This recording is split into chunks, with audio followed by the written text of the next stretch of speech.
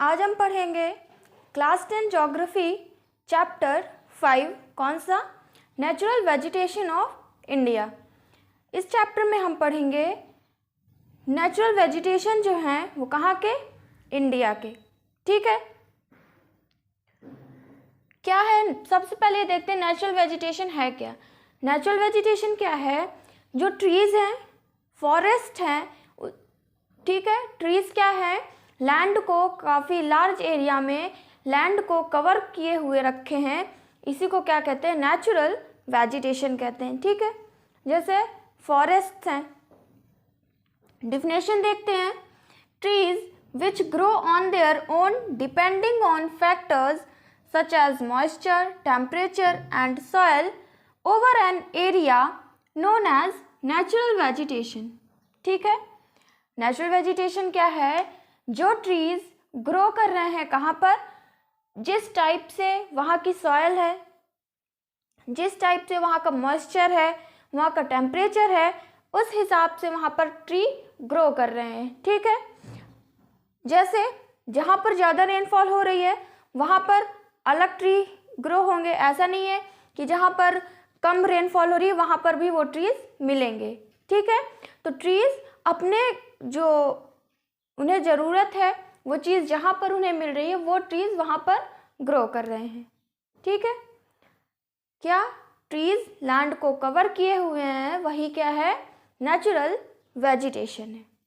ठीक, the part of natural vegetation which has remained undisturbed bye humans called virgin vegetation. Virgin vegetation क्या है? Virgin vegetation मतलब ऐसी vegetation, natural vegetation जिसे humans कभी भी डिस्टर्ब नहीं करते हैं। ठीक है, मतलब ये है कि और जो वेजिटेशन है ह्यूमंस क्या कर रहे हैं? फॉरेस्ट है, ठीक है, फॉरेस्ट क्या है? एक नेचुरल वेजिटेशन ही है। वहाँ पर ह्यूमंस ट्रीज़ को कट कर रहे हैं, मतलब उसको ह्यूमंस डिस्टर्ब कर रहे हैं। वर्जिन वेजिटेशन क्या है? कि ह्यूमंस जिसे डिस्टर्ब ना करें, जिस वेजिटेशन को ह्यूमंस डिस्टर्ब ना करें। मतलब और कहाँ पर डिस्टर्ब नहीं कर पाएंगे?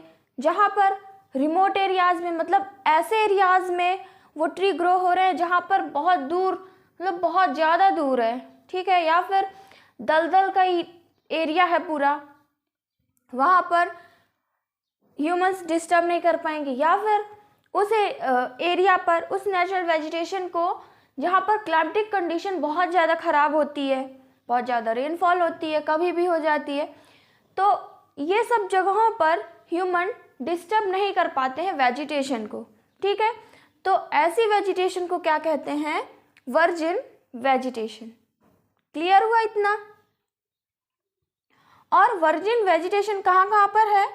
जैसे ईस्टर्न हिमालय, इंडिया में eastern Himalaya, Purvanchal hills of north east, north east में जो पूर्वांचल हिल्स है, ठीक है, मीन्स पूर्वांचल हिल का जो नॉर्थ ईस्ट पार्ट है वहाँ पर। सुंदरबन कहाँ का? गंगा ब्रह्मपुत्र डेल्टा का। ठीक है, हम नेचुरल वेजिटेशन कहाँ का पढ़ रहे हैं? इंडिया का पढ़ रहे हैं। समझ में आया इतना कि वर्जिन वेजिटेशन कहाँ कहाँ पर है? ईस्टर्न हिमालय में, पूर्वांचल हिल नॉर्थ ईस्ट का, Sundarban in Ganga Brahmaputra delta. Clear हुआ? नेक्स्ट है, according to food and agriculture organization of united nation FAO। ठीक है, FAO क्या है? Food and agriculture organization. कहाँ का? यूनाइटेड नेशन ने ये बताया है। कब? 2010 में। 2010 में ये बताया गया है FAO ने कि इंडिया कितने % नेचुरल वेजिटेशन से कवर है? 19.4%। ठीक है, इंडिया का जो एरिया है उस एरिया का 19.4% एरिया नेचुरल वेजिटेशन से कवर है। समझ में आया? नेचुरल वेजिटेशन किस पर डिपेंड होती है? क्लाइमेट पर, रेनफॉल पर, और लोकेशन वहाँ की कैसी है? लोकेशन है, जिस तरह वहाँ की लोकेशन होगी वैसे वहाँ का क्लाइमेट होगा, रेनफॉल होगी, वहाँ की सॉइल कैसी है, टेम्परेचर कैसा है, तो इस पर डिपेंड करता है नेचुरल वेजिटेशन। समझ में आया इतना? और नेचुरल वेजिटेशन इंडिया में 5 टाइप्स के हैं, उसे हम पढ़ेंगे, इसे नोट कर लीजिए। नेक्स्ट है types of natural vegetation. Natural vegetation के 5 टाइप्स हैं इंडिया में। कौन कौन सा?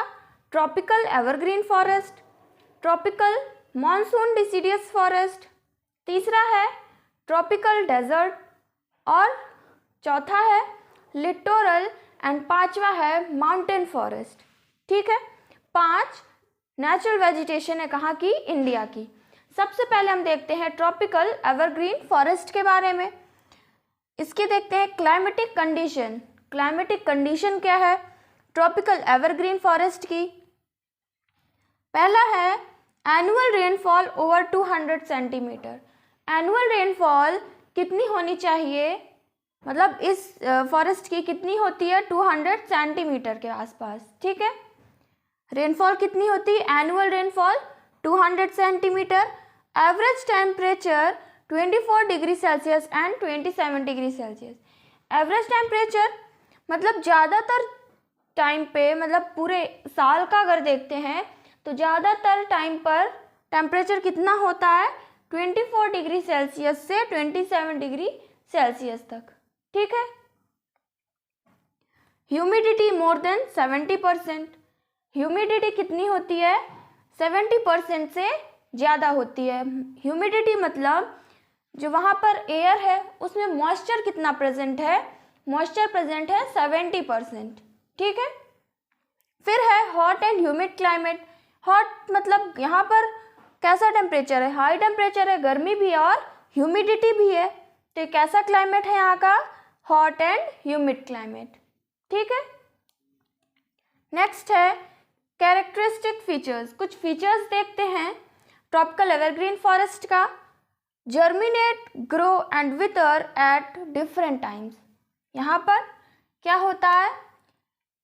डिफरेंट ट्रीज हैं, मीन्स अलग अलग पेड़ हैं, तो उनका ग्रो करने का और उस पेड़ का सूखने का, उसकी शेडिंग लीव्स का टाइम भी अलग अलग होगा।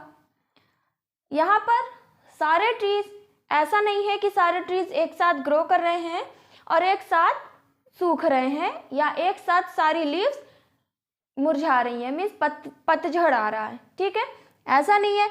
कुछ पेड़ कुछ टाइम बाद, मतलब कुछ पेड़ अब जैसे मान लीजिए जनवरी में उनकी लीफ शेड हो गई या जनवरी में वो ग्रो कर रहे हैं। कुछ पेड़ हैं जो फरवरी में, कुछ पेड़ नेक्स्ट मंथ में। तो ये पूरे साल में जैसे डिफरेंट पेड़ से ट्री हैं, तो वैसे ही डिफरेंट टाइम पर ये ट्री ग्रो कर रहे हैं। ठीक है। जर्मिनेट मतलब बीज है। ठीक है, उस पेड़ का बीज गिरा, जो भी फ्रूट्स उसमें होंगे या किसी भी तरह वो पेड़ क्या हुआ? जर्मिनेट हुआ। ठीक है, सीड है वो जर्मिनेट हुआ और फिर क्या धीरे धीरे वो ग्रो किया। ग्रो करने के बाद, ग्रो किया मीन्स वो एक ट्री के फॉर्म में हो गया, बड़ा हो गया। इसके बाद विदर मीन्स वो कुछ टाइम बाद सूख गया। ठीक है, डिस्ट्रॉय हो गया। फिर कुछ टाइम बाद क्या होगा? फिर कुछ टाइम बाद दूसरे पेड़ हैं, वो जर्मिनेट कर रहे हैं, ग्रो कर रहे हैं, फिर विदर, फिर सूख जा रहे हैं। मतलब ये है कि पूरे साल ये फॉरेस्ट कैसा रहता है? मतलब ग्रीन बना ही रहता है। पूरे साल में इसमें ट्रीज रहते ही हैं, क्योंकि सब ट्रीज इकट्ठा ग्रो नहीं कर रहे हैं और सारे ट्रीज इकट्ठा सूख नहीं रहे हैं। समझ में आया?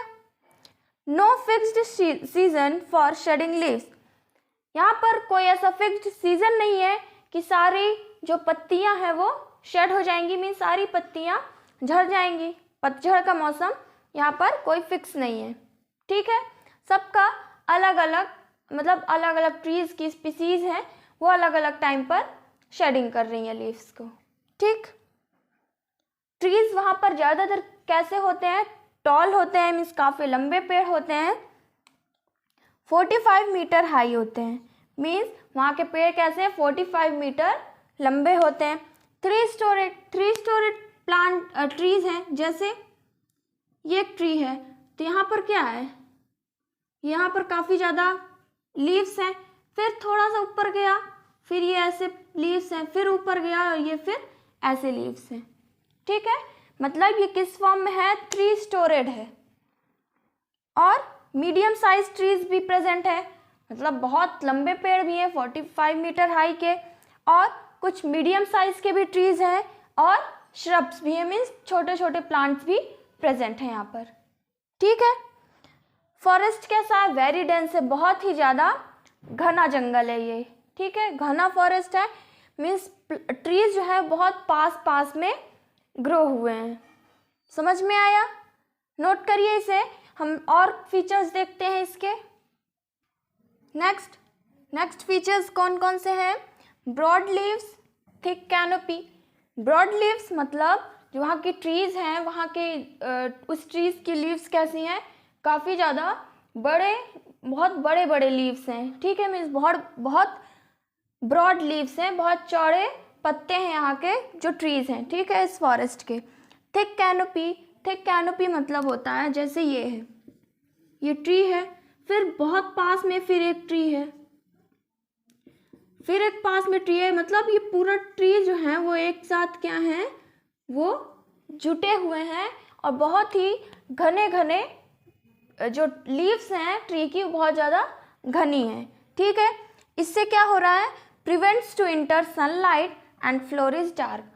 थिक कैनोपी होने की वजह से सनलाइट आ नहीं पा रही है फ्लोर तक। ठीक है, बहुत कम सन की रेज मीन सनलाइट बहुत कम ही उस फ्लोर पर पहुंच रही है, इस वजह से फ्लोर कैसी है, डार्क कलर में है। ठीक है, डार्क कलर क्यों होगी, अगर ड्राई है, सॉयल है, अगर वो ड्राई है तो उसका कलर क्या होगा, एकदम लाइट कलर होगा। ठीक है, जैसे डेजर्ट है वो एकदम ड्राई है तो उसका कलर कैसा, लाइट कलर है। अगर सॉयल में मॉइस्चर प्रेजेंट है, ठीक है, तो वो सॉयल कलर कैसा होगा, डार्क कलर होगा। समझ में आया। सनलाइट, ये कैनोपी, ये थिक कैनोपी सनलाइट को अंदर आने नहीं दे रही है, फ्लोर तक सनलाइट आ नहीं पा रही है, इसकी वजह से फ्लोर कैसा है, डार्क है। नेक्स्ट है floor remain damp and swampy. Damp क्या है, डैम्प मतलब सॉइल में मॉइस्चर प्रेजेंट रहता है। ठीक है, यहाँ की सॉइल कैसी है, जिसमें नमी है। ठीक है, थोड़ा गीली गीली मिट्टी रहती है। स्वैम्पी क्या है, स्वैम्पी मीन्स दलदल। ठीक है, यहाँ पर दलदल भी बहुत है। इस जो डैम्प एरिया है इस वजह से यहाँ पर क्या ग्रोथ ज़्यादा हो रही है, केन की, बैम्बू है, क्लाइंबर्स जो प्लांट्स हैं वो क्लाइंब करते हुए जाते हैं, मीन्स दूसरे पेड़ में, जैसे एक ट्री है, यहाँ पर एक पेड़ है, वो कैसे क्लाइंब करते हुए जाएगा, ऐसे पूरे पेड़ को कवर कर लेता है। ठीक है, ये क्लाइंबर्स हैं।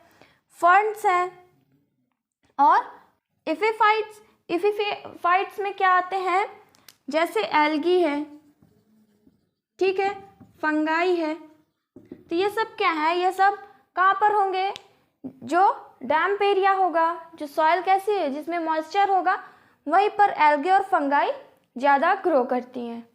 समझ में आया। इफिफाइट्स क्या है, जैसे एल्गे है, फंगाई है, ये सब इफिफाइट्स में आते हैं।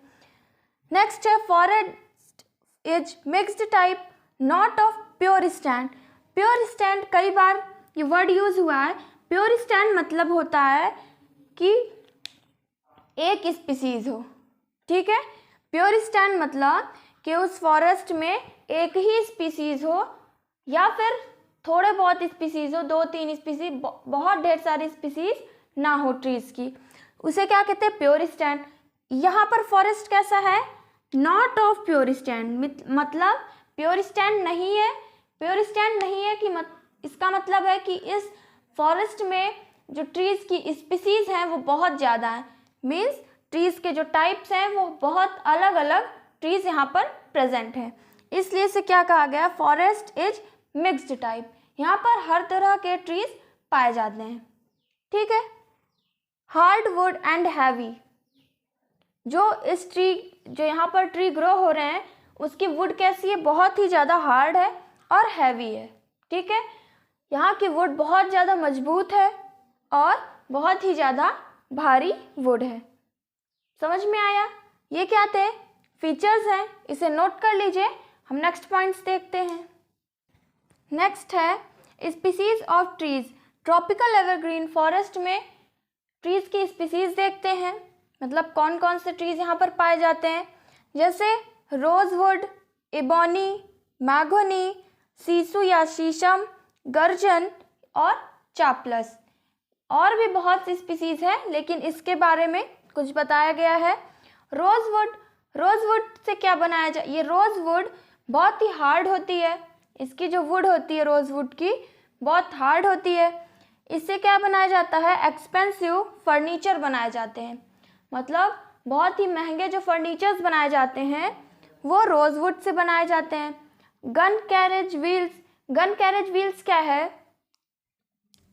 ये जैसे बहुत बड़ी बड़ी गन्स जो होती हैं, जैसे तोप है, ठीक है, उसके नीचे रखने के लिए जो एक लकड़ी का व्हील बनाया जाता है, मीन्स पहिया बनाया जाता है। ठीक है, जैसे कार्ट बनाया जाता है, जैसे कार्ट होता है ना, वैसे ही बनाया जाता है। वही क्या है? Gun carriage wheels. गन को रखने के लिए वो लकड़ी का बनाया जाता है। ठीक है, किससे बनाया जाता है? रोजवुड से। और wagon parts, wagon parts means जो कार्ट होता है, ठीक है, बुलक कार्ट है, तो ये सब बनाए जाते हैं। समझ में आया? वैगन क्या है? जो बुलक कार्ट है उसके जो पार्ट्स बनाए जाते हैं, जैसे व्हील है, ये सब चीज़ें बनती हैं रोजवुड से। और रोजवुड से क्या बनता है? Floor boards of ships.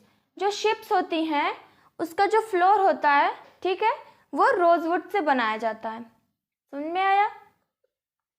Next है इबोनी ट्री के बारे में देखते हैं। हार्ड एंड ड्यूरेबल, हार्ड बहुत होता है और ड्यूरेबल, ड्यूरेबल मतलब टिकाऊ होता है। ये लकड़ी जो है इबोनी की, ये जल्दी खराब नहीं होती है। समझ में आया? किस कलर की होती है? ग्रीनिश ब्लैक कलर की। और एक्सपेंसिव कैबिनेट्स एंड फर्नीचर्स बनाए जाते हैं।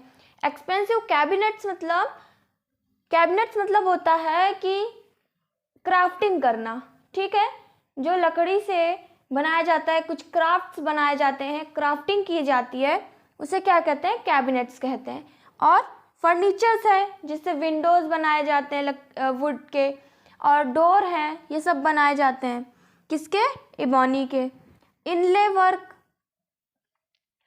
वर्क और वॉल पैनलिंग। इनले वर्क क्या है? जैसे ये वुड है तो इसमें थोड़ा सा यहाँ पर जगह बनाकर इसमें कुछ चीज़ यहाँ पर जड़ना, ठीक है, किसी चीज़ को यहाँ पर जड़ देना, जैसे कुछ भी यहाँ पर लगा देना, तो ये सब चीज़ें हैं बनाई जाती है किससे? इबोनी से। वॉल पैनलिंग, जैसे वॉल को सजाने के लिए जो वुड का यूज़ किया जाता है वो इबोनी यूज़ की जाती है।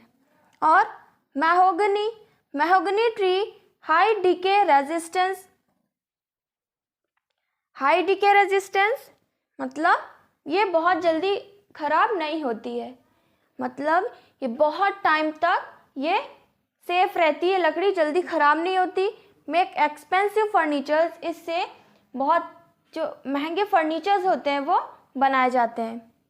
और है सीसू या शीशम, ठीक है, ये ट्री से बनते हैं कैरेजेस, जैसे ये कैरेज व्हील्स बन रही है, वैसे कैरेजेस है, कार्ट्स हैं, बोट्स, बिल्डिंग कंस्ट्रक्शन मटेरियल, ये सब चीज़ें किससे बन रही हैं?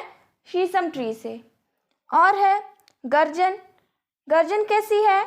लेस ड्यूरेबल मतलब बहुत ज़्यादा टाइम तक ये टिकाऊ नहीं होती है, थोड़ा जल्दी ख़राब हो जाती है। जैसे ये सब है बहुत ज़्यादा टाइम तक अच्छी रहती है, लेकिन ये जल्दी ख़राब हो जाती है।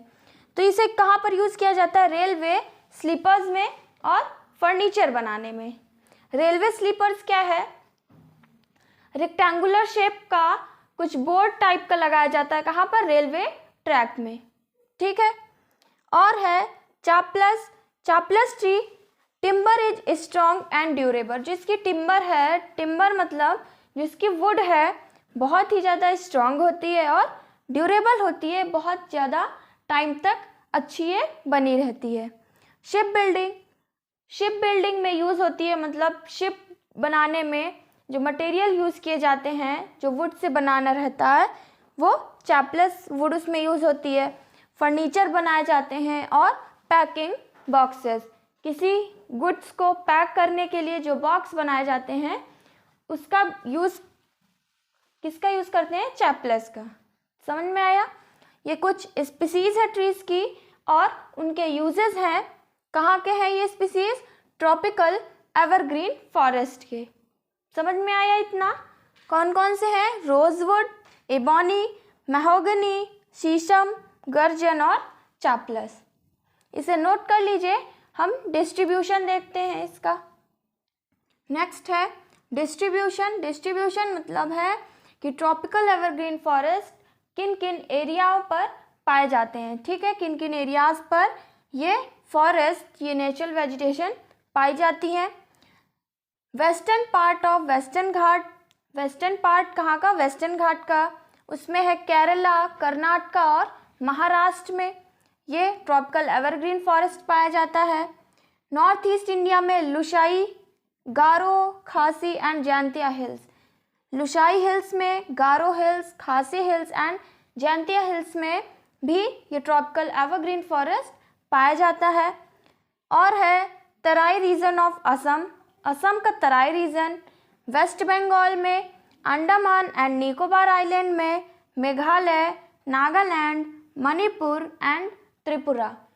ये कुछ एरियाज़ हैं जहाँ पर एवरग्रीन फॉरेस्ट पाए जाते हैं।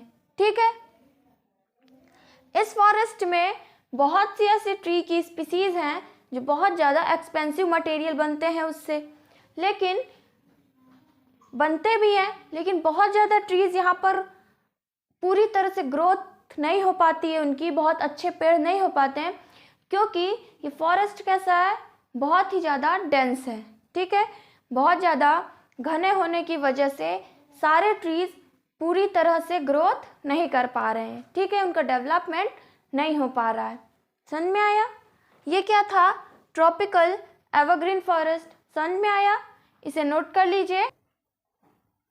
हम कौन सा नेचुरल वेजिटेशन पढ़े हैं? कौन सा type? Tropical evergreen forest. Next lecture में हम पढ़ेंगे ट्रॉपिकल मॉनसून डिसीडियस फॉरेस्ट और ट्रॉपिकल डेजर्ट फॉरेस्ट। हम नेक्स्ट लेक्चर में पढ़ेंगे। Thank you for watching this lecture.